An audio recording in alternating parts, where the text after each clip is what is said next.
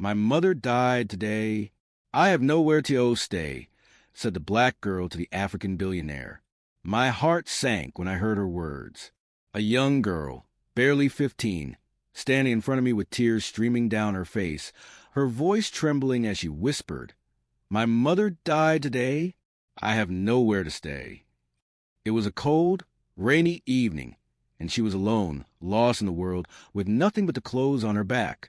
I had everything money could buy, mansions, cars, and more wealth than most could ever dream of. But in that moment, none of it mattered.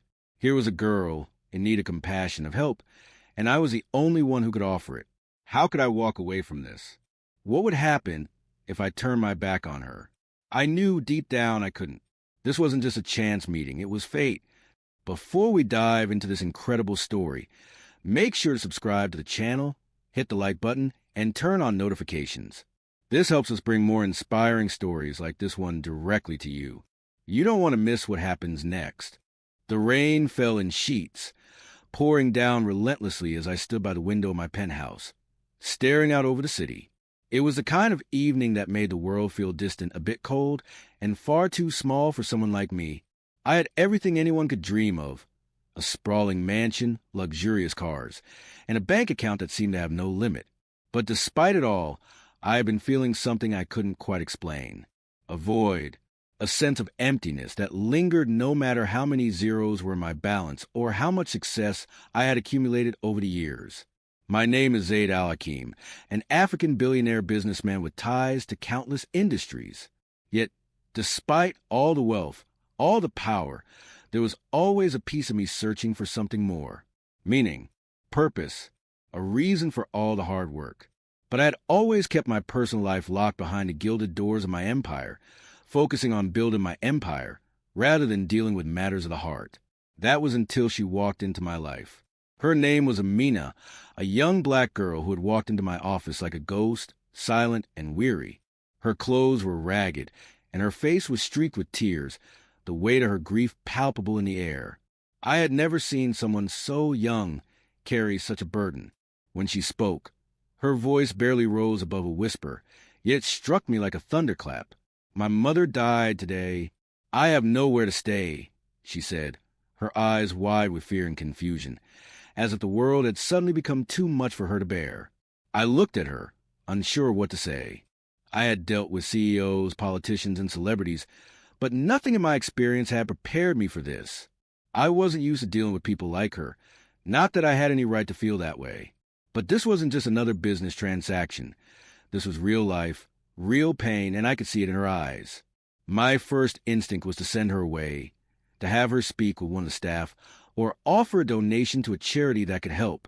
But as the words formed in my mind, I found myself unable to speak them. I was frozen. There was something about this girl, about her vulnerability, that gripped me. It reminded me of the innocence I had lost long ago. Where do you live?" I asked, trying to piece together the situation. "I don't have anywhere to go," she said, her voice breaking. "My mom, she died today, and I don't have anywhere to go. I don't know what to do." The heaviness of her words weighed down on me, and for the first time in years, I found myself questioning the life I had built. It wasn't supposed to be this way. How could a girl, just starting out in life, be forced to face something so cruel? How could her world be shattered in such a short time? And how could I, someone with all the power and wealth in the world, sit back and do nothing?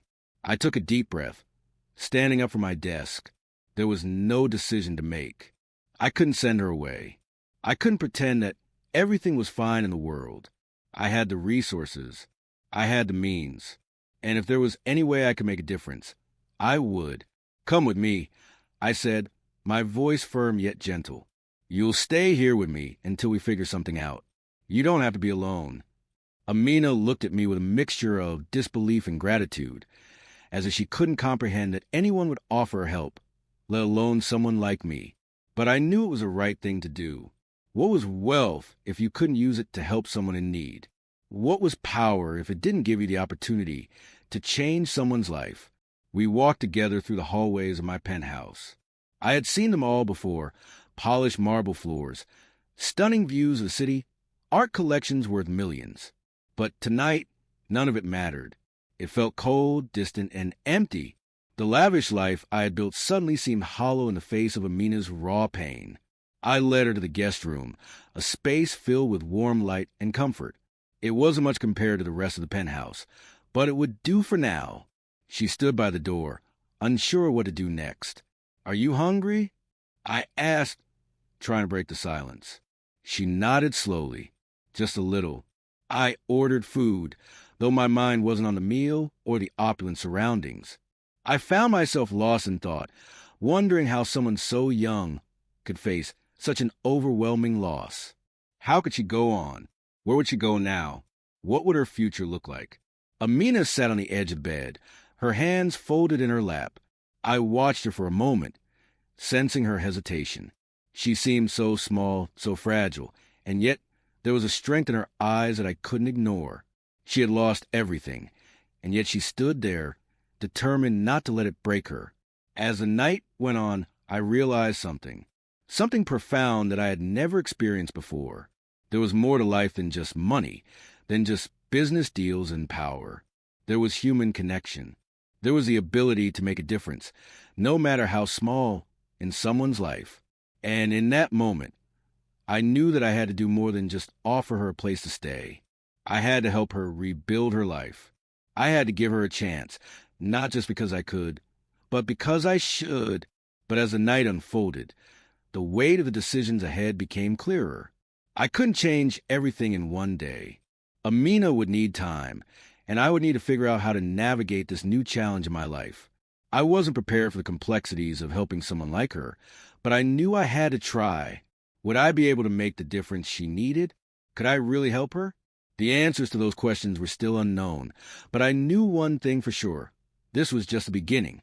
And somehow, I had a feeling that this young girl would change my life as much as I hoped to change hers. The next few days were a blur of emotions and decisions that I wasn't prepared for. As the rain continued to pour outside, Amina stayed in the guest room, quietly moving through the space as if she was still unsure of her place. I'd given her the privacy she needed, but every now and then I would hear the faint sounds of her sobbing, her grief palpable in the stillness of the night. I wanted to reach out to comfort her, but I didn't know how. What could I possibly say to someone who had just lost everything? I tried to continue with my usual routine, focusing on meetings, calls, and the unrelenting demands of my businesses. But something had shifted. I wasn't the same person I had been before. Amina had cracked open something inside me that I had long buried, something that couldn't be ignored any longer. I couldn't go back to being the cold, distant businessman I once was. She needed me, and maybe, just maybe, I needed her too. I hadn't planned on getting involved in her life. I was used to maintaining a distance, an emotional barrier that kept me protected. But this girl, she was different. I saw so much of my younger self in her. The vulnerability, the uncertainty, the unspoken fear of facing a world that could easily break you. She had no one, no family, no home, and I had everything. That thought haunted me.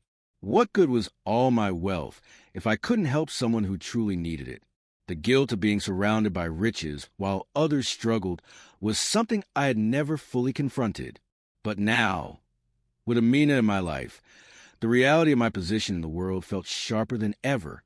I decided to visit her in the guest room one evening after dinner. It wasn't much, but I felt like she needed to talk. I knocked lightly on the door before entering, finding her sitting on the edge of the bed, staring out the window, her eyes distant and unfocused. She looked up when I entered, but there was no smile, no acknowledgement. It was as if she was still lost in her grief, unable to fully comprehend the world around her. "How are you feeling?" I asked, unsure what to expect. Amina shrugged, her gaze drifting back to the window. "I don't know. I don't feel anything, or maybe everything at once." Her words hung in the air, thick with emotion. It was a response I hadn't expected, yet it was exactly what I feared. She wasn't just grieving. She was numb, trying to survive a pain that threatened to consume her whole. My heart ached for her in a way I couldn't explain. I had never been the type to open up about my own feelings, but somehow her raw honesty made me feel like it was okay to be vulnerable too. I know it's hard right now, I said softly, taking a step closer to her. But I want you to know that you're not alone. I'm here to help. You don't have to go through this by yourself. Amina's eyes flickered with a mix of disbelief and sadness. How can you help me? You don't even know me. You don't know what it feels like to lose everything. I hesitated. She was right. I didn't know what it was like to be in her shoes. I had never lost someone so close to me, never had to face the world with nothing but my own will to survive. My life had been paved with privilege and opportunities, but her pain was undeniable, and I couldn't turn away from it. You're right, I admitted. I don't know what you're going through, but I do know what it's like to feel lost, and I want to help you find your way again. She looked at me for a long moment, as if weighing my words, trying to decide if she could trust me. Finally, she spoke, her voice small but steady. Why would you help me? You have everything. I'm just nothing. My heart twisted at her words. How could she see herself as nothing? How could anyone who had survived such hardship ever be considered nothing? She had strength, even if she didn't see it yet. You're not nothing, I said firmly. You're someone who deserves a chance at happiness, a chance to rebuild, and I'm not going to let you face this alone. For the first time since she had entered my home, Amina's eyes softened, her shoulders relaxing just a little. It was a small change, but it was enough. The walls she had built around herself were starting to crack, and that gave me hope. The next few weeks passed in a haze of small steps forward. Amina began to open up more, though her grief was still heavy, and the sadness in her eyes never quite disappeared. I arranged for therapy sessions to help her process her loss, and I made sure she had everything she needed: food, clothing, comfort. But nothing could replace what she had lost. I knew that. As we spent more time together, I found myself drawn to her resilience. Despite the weight of her grief, there was a quiet strength in her. She was not someone who would easily be broken, and it was that strength that inspired me. I realized that she wasn't just a girl in need of help. She was someone who could teach me things I hadn't learned, someone who could make me see the world differently. But even as we made progress, the world around us wasn't always kind. There were moments when Amina would retreat into herself, unwilling to talk or open up. And then there were the harsh stares from others when they found out I had taken her in. People were quick to judge, quick to assume that my actions were driven by something other than pure compassion. It was a constant battle, trying to do the right thing in a world that didn't always understand. But despite the doubts and the questions, I knew I couldn't back down. I had made a promise to her, a promise to help her rebuild, and I wasn't going to break it, no matter how difficult it became. One evening, as we sat in the living room, Amina turned to me, her face serious. Do you ever wonder why things happen the way they do? She asked, her voice soft. I nodded slowly. All the time. But sometimes I think the things we go through, good or bad, are the things that shape us, that make us who we are. She looked at me for a long moment, her expression thoughtful. I think you're right. Maybe this is how I'm supposed to find my way. Maybe this is how I'm supposed to learn to be strong. I didn't know if she truly believed those words, but I wanted to. I wanted to believe that this pain would lead her to something better, something stronger. But as we spoke, I couldn't shake the feeling that we were only at the beginning of a much longer journey, and I had no idea what would happen next. Would Amina find peace? Could I really help her? Or was this just the start of a bigger challenge than I was prepared for? There was only one way to find out. The days were starting to blend together. What had initially seemed like an overwhelming task was beginning to feel more like a responsibility, one that I was not sure I could carry alone. Amina was still here, still navigating her grief, but there was a subtle change in her. She was slowly starting to trust me, opening up in small ways, but there was always an undercurrent of hesitation. I could see it in the way she avoided eye contact at times, or when she retreated to her room after a difficult day. She had become a part of my life, and for reasons I couldn't quite explain, I found myself thinking about her more than I ever expected.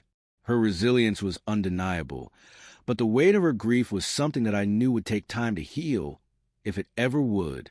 I wanted to help her move past the darkness that had consumed her, but I couldn't do it for her. I could only be there, offer her the tools she needed, and hope that, with time, she would find her way back to herself. I had to admit, I wasn't sure I was ready for this kind of responsibility. It wasn't the wealth or the power that had me questioning myself. It was the emotional investment. My life had been about maintaining control, about ensuring that nothing got too close. I had kept people at arm's length for years, hiding behind my success, behind the image of a man who had it all. But Amina wasn't like the people I was used to.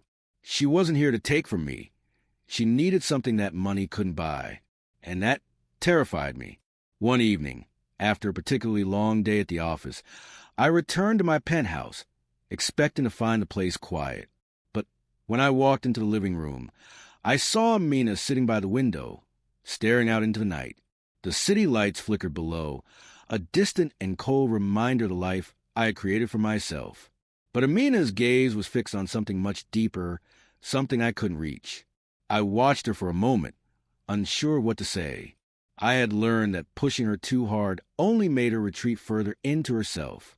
But tonight, something felt different. I walked over to where she sat, my footsteps silent against the marble floors. "You don't have to be alone, Amina," I said gently, sitting beside her. She didn't look at me at first, but I could see the subtle shift in her posture, the way her shoulders slightly relaxed. "I'm not alone," she replied, her voice soft, almost a whisper. "I have you, but I don't know if I'll ever feel like I belong again." I didn't have an answer for her. There was nothing I could say that would make her feel better, nothing that would undo the pain she was carrying. But I wasn't going to give up on her, not when she had already come so far. There was a strength in her that I admired, even if she couldn't see it herself. "You will," I said, my words firm, "you'll find your place again, and I'll help you every step of the way." She finally turned to look at me, her eyes filled with a mixture of doubt and hope. "And what if I can't? What if I'm just broken?" "You're not broken," I said, my voice steady. "You're hurt. But hurt doesn't mean broken. It means you've been through something difficult and you're still standing. That takes more strength than you realize." She was silent for a moment, processing my words.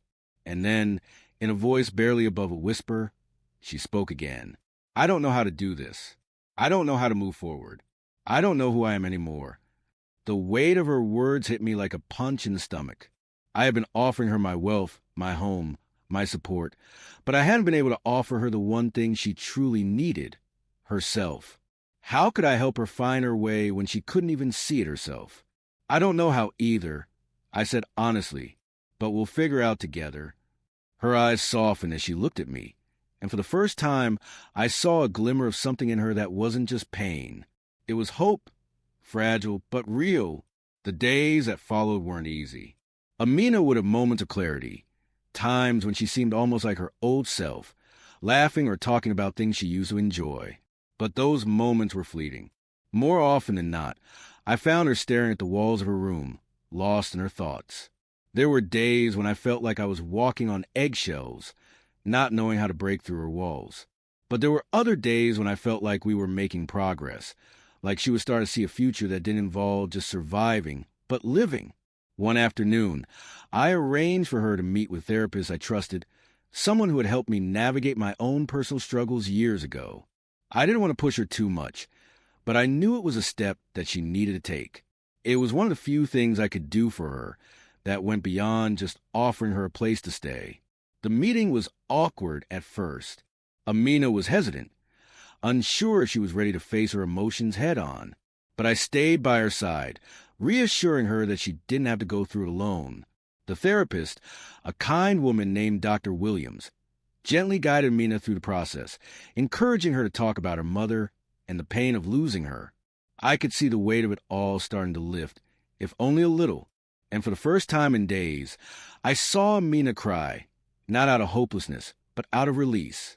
It wasn't a perfect moment, but it was progress. Later that evening, as we sat together at dinner, Amina seemed quieter than usual. She picked at her food, her mind clearly elsewhere. I didn't push her to talk. Instead, I let the silence stretch between us, knowing that sometimes words weren't necessary. But eventually, she broke the silence. "I'm scared," she said, her voice barely audible. I'm scared that I'll never be okay again. I'm scared that no matter how hard I try, I'll always feel like this. I set my fork down and looked at her, my heart aching for the young girl who'd been thrust into a world of grief and loss far too early. It's okay to be scared, I said gently, but you don't have to face it alone. I'm here, Amina. You don't have to figure it all out right now. Take it one day at a time. She nodded, her eyes glistening with unshed tears. Thank you, she whispered. The night fell quiet, the sounds of the city outside the windows, the only thing breaking the silence. But in that moment, I knew that we were both on the same journey now. It wasn't going to be easy, but it was a journey I was willing to take, no matter where it led. The weeks passed, and with each day, I felt myself growing closer to Amina. It was a strange kind of connection, one that wasn't bound by any words or promises. It was a bond formed in shared silences and quiet understanding. I had always believed that wealth could buy anything: success, respect, influence. But Amina had taught me something new. That human connection, the kind that runs deep, can't be bought. It's earned through moments of vulnerability, through showing up when someone is at their lowest. And I had shown up for her. But the reality of what lay ahead still loomed like a shadow over both of us. I had taken her in out of sense of responsibility, of duty, but somewhere along the way, I realized that my reasons had changed. I wasn't just offering her a place to stay anymore. I was offering her a chance at healing, a chance at finding herself again. But that didn't mean it would be easy. The path to recovery was never linear, and there were days when it felt like 2 steps forward, 5 steps back. On the surface, things were improving. Amina was spending more time outside her room, engaging in therapy sessions, and even finding some joy in the small things again. She started attending art classes I had arranged for her, something I hoped would help her channel her emotions. But despite the progress, I could still see the sadness in her eyes. It never fully left, lingering like an unhealed wound. I couldn't heal that wound for her, but I could give her the space and support to heal on her own terms. I had taken her to several events, hoping to expose her to a world beyond her pain. The dinners, the charity events, the social gatherings, they were all a part of my world, the world I had built. But each time, Amina seemed to shrink away from it all, as if she didn't belong in such a place. And I could understand why. How could someone who had lost everything feel comfortable in a world of luxury? It was a harsh contrast to the grief she carried. And yet, she never complained. She simply observed from the sidelines, her eyes studying the people around her, her mind working through the complexities of her new life. One evening, as we attended a gala for one of my business ventures, I could see her distancing herself from the crowd once again. I didn't want to push her, but I couldn't help but feel that she needed to find a way to exist in this world, my world, without feeling like an outsider. It wasn't about fitting in. It was about finding a place where she could be herself, no matter the circumstances. I approached her in the corner of the room, where she had retreated to a quiet space, away from the glittering crowd. She stood by a tall window, looking out over the city, her face soft in the reflection of the city lights. "Amina," I said, my voice gentle, "I know this is a lot, but you don't have to stay on the sidelines forever. You belong here, too. You don't have to be anyone other than yourself." She turned to face me, her eyes full of uncertainty. "But I don't know who I am anymore. I feel like I'm pretending to be someone I'm not. I'm not like these people." I took a step closer, offering a reassuring smile. "You don't have to be like them. You just need to be you. That's enough. You're enough." For a long moment, she just looked at me, as if processing my words. I could see the hesitation in her eyes, but beneath it was something else. Something that resembled hope.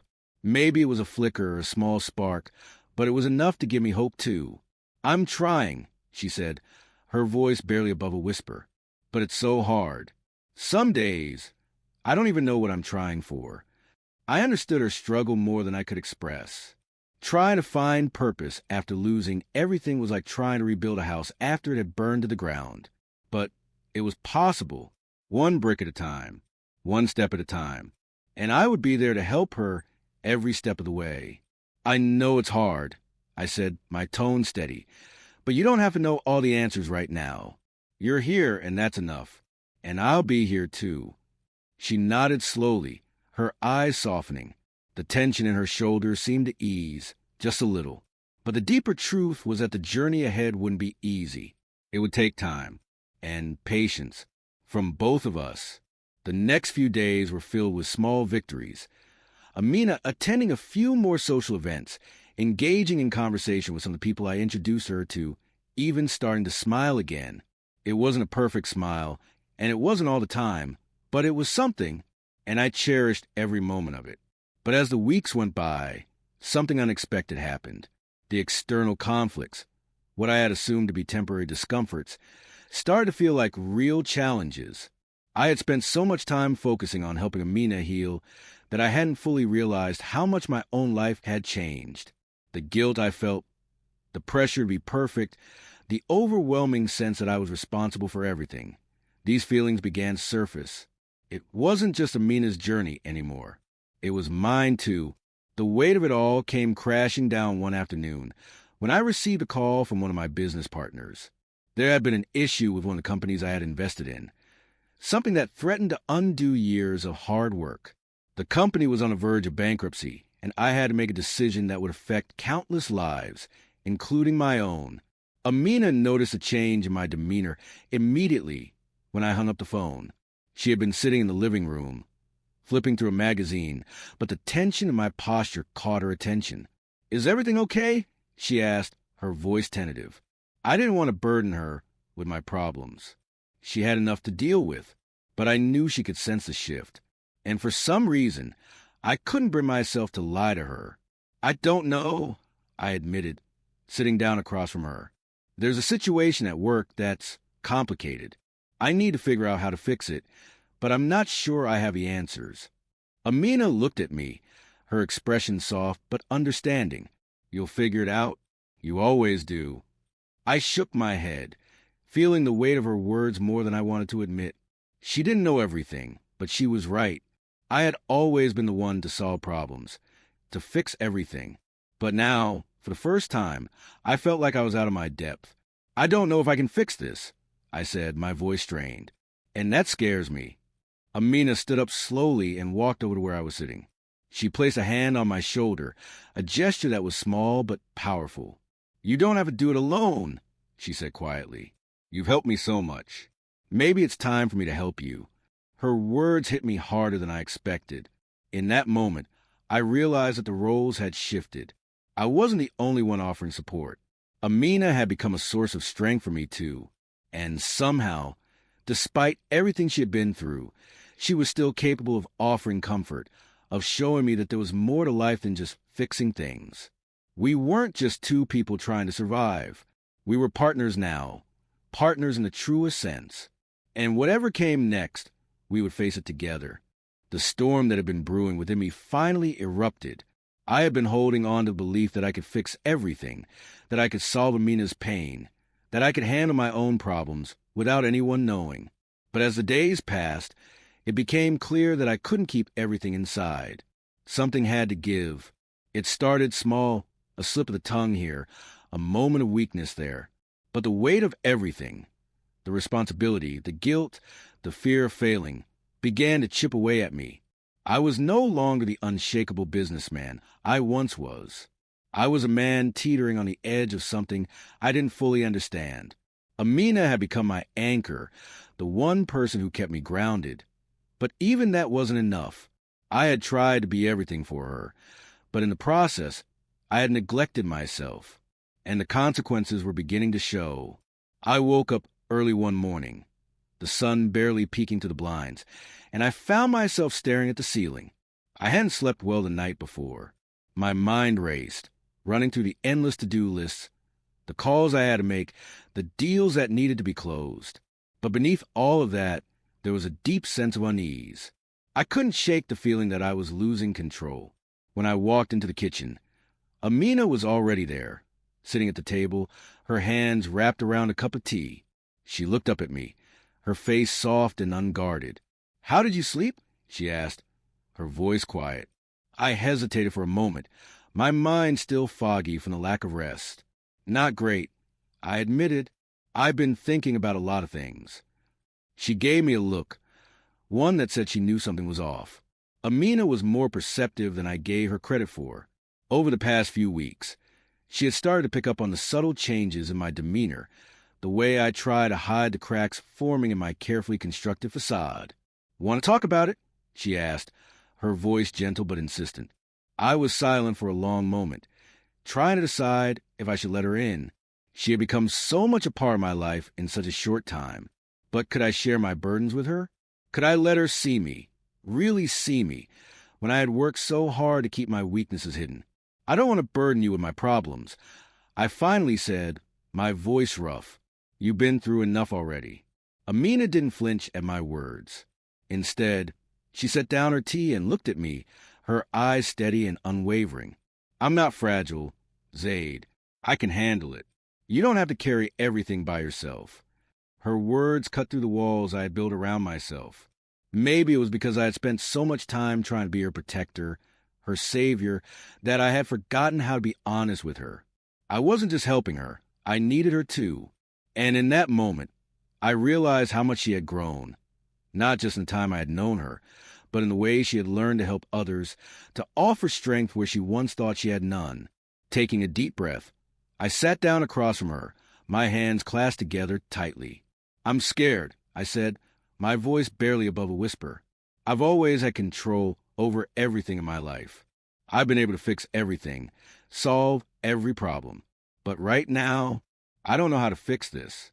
The business is falling apart, and I feel like I'm losing everything. I don't know how to make it right." Amina didn't say anything at first. She just watched me, her expression soft, as if giving me space to say what I needed to say.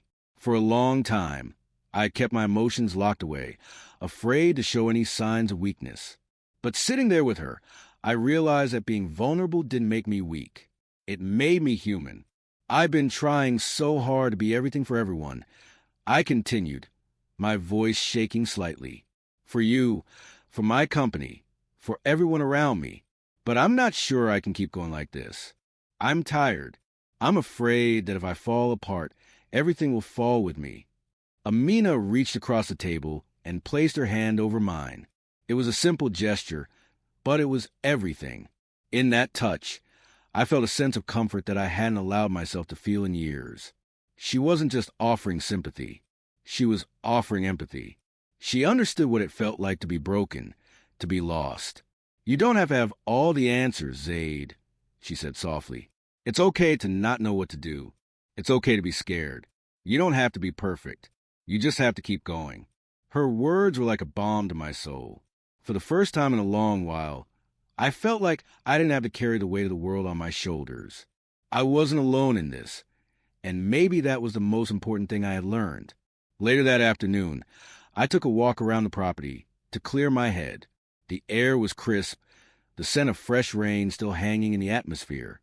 I walked slowly, my thoughts heavy, but at least now, I knew I didn't have to face them alone. I had Amina. She had become my unexpected partner in this journey. And in a strange way, she had shown me what it meant to be human, to embrace imperfections, to accept vulnerability, and to trust that you don't always need to have everything figured out. When I returned to the penthouse, I felt lighter. It wasn't that the problems had disappeared, but I had a clearer mind, a more open heart. I was ready to face what was ahead, not as the man who had all the answers, but as someone who was willing to face the unknown with courage. That night, I called my business partners, prepared to take responsibility for the situation at hand. It wasn't going to be easy, but I knew that I had the strength to make it through. And I would do it not just for myself, but for Amina too. She had taught me that sometimes the hardest thing is admitting that you need help. And when you finally do, the weight doesn't feel as heavy. As I sat down at my desk to make the first call, I realized something else. I had spent so much of my life focusing on building an empire, but in the end, what mattered most wasn't the wealth, the power, or the success. It was the connections we made along the way. It was the people who walked beside us, through the darkness and into the light. And with that thought in mind, I made the first call, ready to take the first step in rebuilding not just my business, but my life. The following weeks unfolded in ways that I had never imagined. The business that had once felt like my entire identity was slowly starting to rebuild, but it was no longer the focal point of my life. It was as if the universe had rearranged the pieces of my world, forcing me to see things from a new perspective. I had spent years building my empire with the belief that success was the answer to everything. But now I saw the truth. Success was nothing without the people who mattered most, and without being able to open my heart to others. Amina had transformed right before my eyes. The girl who had walked into my life with nothing but grief and fear had slowly begun to reclaim herself. It wasn't easy, and the road was far from perfect, but I saw the light returning to her eyes. She was no longer a victim of her circumstances. She had become someone who stood on her own, someone who was learning to define her own worth. Watching her change had been one of the most beautiful and humbling things I had ever witnessed. But even as Amina made strides, I knew there was still work to be done. I had never been good at talking about my feelings, but I had learned to open up, not just to Amina, but to myself. I had never allowed myself to feel weakness before. It was easier to hide behind a mask of control and power. But I knew that in order to truly heal, I had to confront my own fears and doubts. One evening, as we sat in the living room, the city lights twinkling outside the window, I felt a shift in the air. Amina was sitting beside me, her eyes fixed on the view, her fingers nervously tapping against the armrest. She had a lot on her mind, I could tell, but she hadn't said much in the past few days. "What's going on, Amina?" I asked, my voice quiet but firm.